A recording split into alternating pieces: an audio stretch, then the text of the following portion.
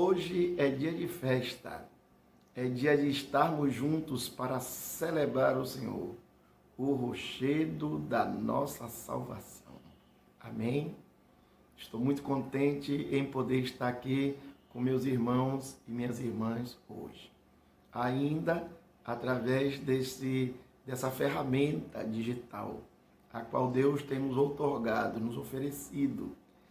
Mas em breve, bem em breve, com fé em Deus, nós estaremos juntos no templo, todos, fisicamente, presencialmente, na presença do Senhor. Enquanto isso não ocorre, nós precisamos nos ajudar, nos consolar, nos confortar e nos animar mutuamente. Amém? Para a nossa meditação de hoje, abra a sua Bíblia no Evangelho segundo São Lucas, capítulo 21, versículos 5 a 19. Como fazemos sempre, acompanhe a leitura bíblica, não feche a Bíblia, deixe-a aberta para acompanhar a exposição da palavra do Senhor. Lucas, capítulo 21, versículos 5 a 19. O texto diz assim: Falavam alguns a respeito do templo, como estava ornado de belas pedras e dádivas. Então disse Jesus: Vede essas coisas. Dias virão que não ficará pedra sobre pedra que não seja derribada. Perguntaram-lhe: Mestre, quando sucederá isso? E que sinal haverá de quando essas coisas estiverem para se cumprir? Respondeu ele: Vede que não sejais enganados, porque muitos virão em meu nome, dizendo: Eu sou. Também chegou a hora. Não os sigais. Quando ouvides falar de guerras e revoluções, não vos assusteis, pois é necessário que primeiro aconteçam essas coisas. Mas o fim não será logo. Então lhes disse: Levantar-se-á nação contra nação e reino contra reino. Haverá grandes terremotos e epidemias e fome em vários lugares. Coisas espantosas e também grandes sinais no céu. Antes, porém, de todas essas coisas, lançarão mão de vós e vos perseguirão, entregando-vos às sinagogas e aos cárceres, levando-vos à presença de reis e governadores por causa do meu nome. E isso acontecerá para que deis testemunho. Assentai, pois, em vosso coração, de não vos preocupardes com o que haveis de responder, porque eu darei boca e sabedoria a que não poderão resistir, nem contradizer todos quanto se vos opuserem. E sereis entregues até por vossos pais, irmãos, parentes e amigos, e matarão alguns de vós. De todos sereis odiados por causa do meu nome. Contudo, não se perderá um só fio de cabelo da vossa cabeça. E é na vossa esperança que ganhareis a vossa alma. Aleluia. Oremos. Senhor nosso Deus e nosso Pai, nós estamos na Tua presença e mais uma vez te pedimos, nos auxilia no entendimento, na compreensão da Tua palavra. Edifica-nos, consagra-nos, consola-nos, exorta-nos. E que esse instante seja instante de salvação na nossa vida, na vida dos nossos ouvintes. Nós te pedimos isso em nome de Jesus. Amém. A vinda ou a volta de Cristo é certa. Quantas vezes você já ouviu essa frase. Jesus está voltando. E essa outra é o fim do mundo. Nos últimos dias, devido à pandemia do coronavírus, essa mensagem tem sido propagada, dito, replicada, repetida. Se tornou novamente manchete. Mas é triste, porque essa verdade muitas vezes não é compreendida. Muitos não têm ideia do que é que estão falando. Alguns simplesmente replicam, repetem. Alguns até zombam, debocham dessa mensagem. Se não com suas palavras, muitas vezes com suas atitudes. Eles não sabem qual é a ligação que tem a volta de Cristo com a salvação. O que é que esta frase significa? Quais são as verdades nela contidas? Cristo está voltando. Em primeiro lugar, isso significa que as guerras irão aumentar. Veja aí na sua Bíblia, versículo 9 e 10. Se puder, leia comigo. Leiamos juntos. Versículo 9 e 10. Quando ouvires falar de guerras e revoluções, não vos assusteis, pois é necessário que primeiro aconteçam essas coisas. Mas o fim não será logo. Então lhes disse: levantar-se-á nação contra nação e reino contra reino. Até aí. Guerra na África. Conflito entre árabes e israelenses. Guerra primeiro no Líbano, depois na Síria. Revoluções separatistas na Crimeia, na Chechênia, em Hong Kong. Conflitos na Colômbia e na Venezuela. Morte por tráfico de drogas e de armas nas grandes cidades. Sem contar as duas grandes guerras. A tão famosa Guerra Fria e os seus desdobramentos. São 100 anos de guerras e morte, meus irmãos. Quando uns afirmam que o homem está evoluindo, alguém lança a mãe de todas as bombas, enquanto outros estão utilizando armas químicas e biológicas para destruir civis inocentes. Se você estudou um pouquinho de história, irá me afirmar: o homem sempre guerreou. E você estará certo nessa afirmação. Porém, desconsidera que esse espírito bélico, esse espírito beligerante, ele não se arrefece, ele não se esmurece, muito pelo contrário, ele se acirra, ele se intensifica. Ao invés de gastarem bilhões para erradicar a fome e extinguir doenças que atingem a população, as grandes potências preferem gastar dezenas e centenas de bilhões para desenvolver tecnologia e armas de destruição em massa. O homem não está evoluindo, ele está se barbarizando, tornando-se cada vez mais cruel, disse Jesus. E por se multiplicar a iniquidade, o amor de muitos esfriará. Tudo isso confirma: Jesus está voltando. Cristo está voltando. Em segundo lugar, isso significa que as mudanças na natureza irão se intensificar.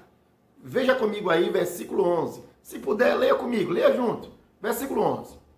Haverá grandes terremotos e epidemias e fome em vários lugares, coisas espantosas e também grandes sinais no céu. Eu estou aqui na minha casa, sentado aqui nesse mesmo sofá. Ai, irmãos, e quando nós recebemos as notícias do que está acontecendo no mundo, nessa questão climática, é intrigante, viu? Olha só, notícias frescas, não é coisa velha não, notícia da semana. Uma onda de calor de 38 graus na Sibéria. Lembra quem é a Sibéria? Aquela parte lá da Rússia, que é completamente congelada, em que faz 30, 35, 40, até 60 graus abaixo de zero durante o inverno. Essa semana lá deu 38 graus positivos. Imagine quando está pegando fogo por lá. A diminuição das geleiras, o aquecimento dos oceanos, as tsunamis, terremotos, falta de chuva em regiões anteriormente úmidas, chuva de granizo, nuvem de gafanhoto, dessa semana, viu? Argentina, Paraguai, Uruguai, Brasil, nuvem de gafanhotos e vespas, ebola na África, H1N1 pelo mundo todo e a mais recente, que nos trancou dentro de casa, o Covid-19. Sem falar, irmãos, nas explosões solares e nos cometas que podem atingir a Terra e devastar a vida aqui. A natureza parece que está em crise. Parece que está revoltada. E está sim. Se você estudou um pouco de geologia ou um pouco de biologia, irá me responder. Essas mudanças na própria natureza são naturais. Elas ocorrem de eras em eras. As eras do aquecimento e as eras do resfriamento. A descoberta e a mutação de vírus e bactérias também. Também poderá me dizer que após a Revolução Industrial e a explosão demográfica, a explosão do número de habitantes na Terra, fez com que esse processo de aquecimento global fosse acelerado deveras vezes. O contato do homem com seres que viviam isolados lá nas cavernas, lá nas florestas, lá nos lugares mais remotos da Terra, ocasiona o contato com esses organismos, com essas bactérias e vírus. E se você disser isso, mais uma vez você estará certo. Porém, uma coisa que você desconhece ou que se esquece é que a natureza que nós conhecemos, é criação de Deus. E essa criação de Deus foi atingida por causa do pecado da humanidade. Essa natureza hoje geme, diz o apóstolo Paulo, ela geme esperando a sua restauração.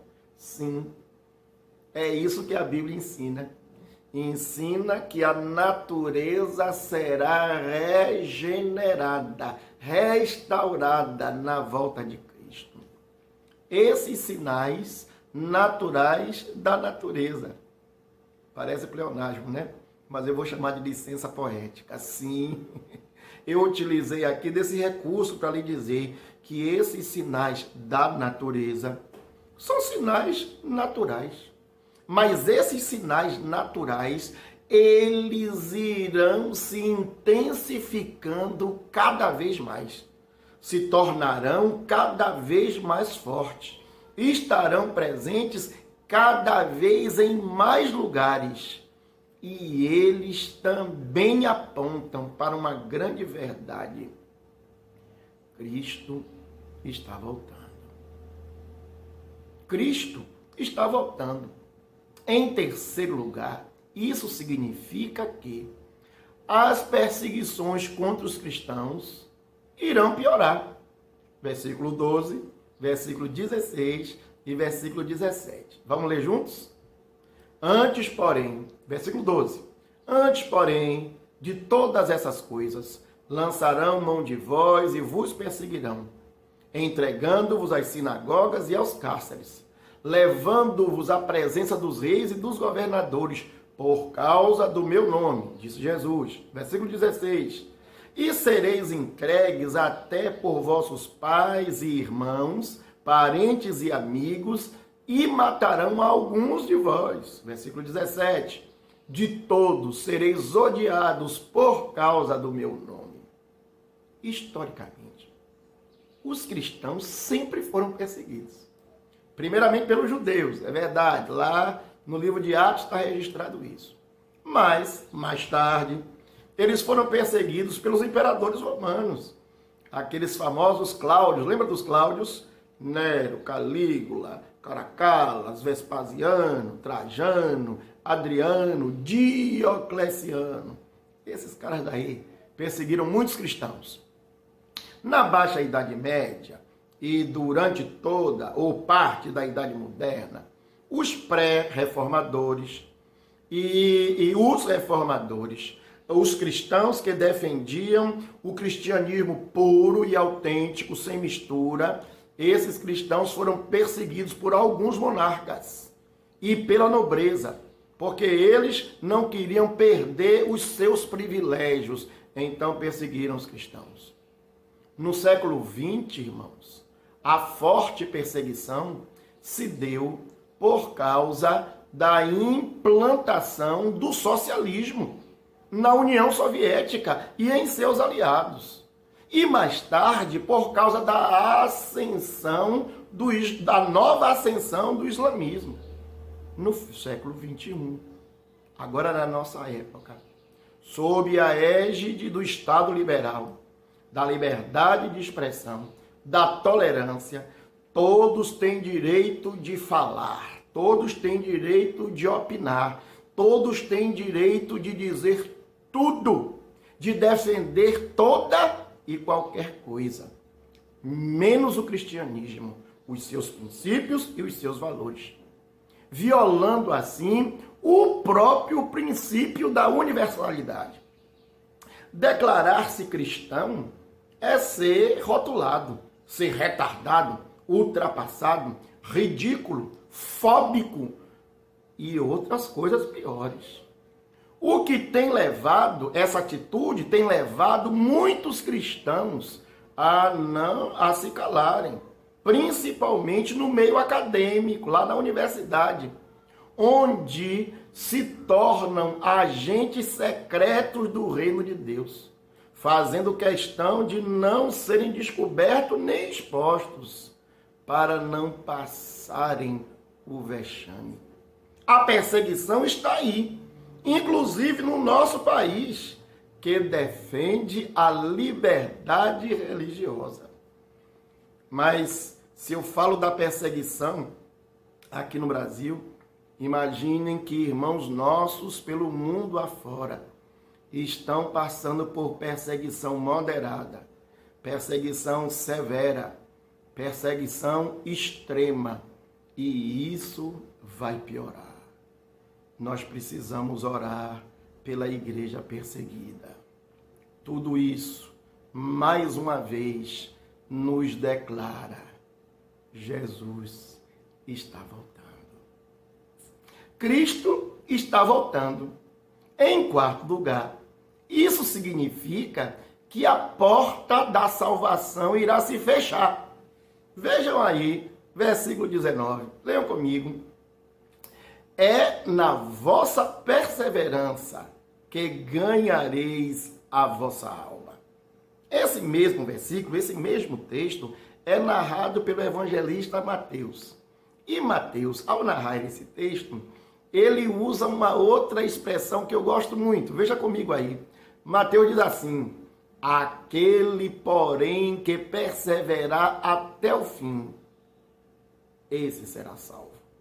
Ou seja, aquele que mantiver viva a sua fé até o fim, será salvo. Lá em Apocalipse diz assim: ser fiel até a morte e dar-te-ei a coroa da vida. Para mim, essa parte é a mais importante da mensagem sobre a volta de Cristo. Falei isso lá na introdução. A volta de Cristo tem alguma coisa a ver com a salvação dos pecadores. Como eu disse anteriormente, eu estou aqui na minha casa, sentado aqui no meu sofá, descansando, e aí alguém me liga e manda uma foto dizendo: olha, tem uma nuvem diferente aqui na região de Feira de Santana. O outro manda uma mensagem, uma foto da ilha, dizendo assim: meu Deus, esse pôr do sol está lilás. Alguém manda uma outra mensagem e me diz: irmão, a irmã Marinha ou o irmão Zezinho teve uma nova revelação, teve uma visão, o anjo Gabriel veio falar com ele, ou o próprio Deus falou no seu ouvido. E eles concluem essas fotos, essas imagens, essas conversas, dizendo: Jesus está voltando. E esperam que se diga amém. Porém, quando acabam de falar essa frase, eles voltam a viver a sua vidinha como antes. Ou seja, voltam a fazer o que estavam fazendo. Muitos deles estavam no bar tomando cachaça e voltam para tomar a sua cachaça. Os outros estavam nos seus negócios, lícitos ou ilícitos, e continuam naquilo que estavam fazendo. Alguns estavam na cerimônia religiosa, no culto, louvando e bendizendo, e continuam no culto, louvando e bendizendo, porém, as suas vidas em nada é transformada. Não há transformação, não há arrependimento, não há mudança, não há conversão. Essa conversa de que Cristo está voltando até nos emociona, mas não provoca mudança. Eu os chamo de cristãos ateus ou de ateus cristãos. Eles até falam de Cristo. Eles até conhecem a sua história. Eles até acreditam que ele existe. Porém, vivem como se ele não existisse, porque não reconhece o seu senhorio e a sua autoridade sobre suas vidas. Eles vivem semelhantes aos dias de Noé, aos tempos de Noé. Noé demorou aquele tempo todo construindo a arca e os convidando, os convocando, os intimando para o arrependimento. Até que Noé entrou na arca e a Bíblia diz: Deus fechou a porta e veio o dilúvio e destruiu toda aquela geração. Isso também anuncia: Jesus está voltando.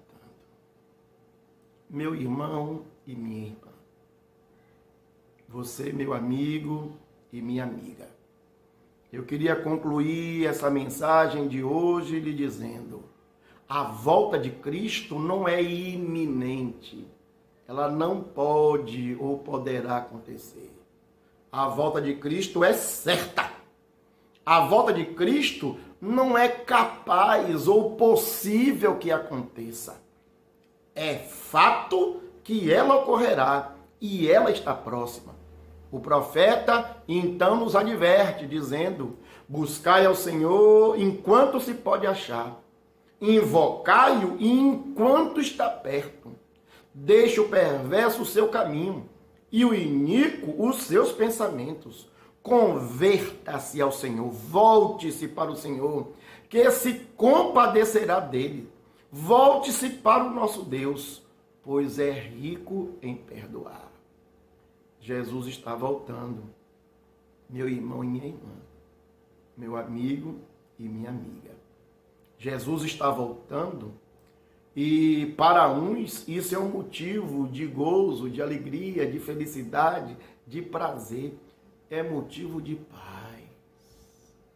Porém, para outros, essa mensagem é uma mensagem de alerta. O Rei dos Reis e o Senhor dos Senhores, que um dia foi morto na cruz do Calvário, voltará novamente. Não agora como um carpinteiro humilde, não agora como um rabino, como um mestre, como um pregador, não agora como salvador da humanidade. Ele voltará para julgar todos os homens.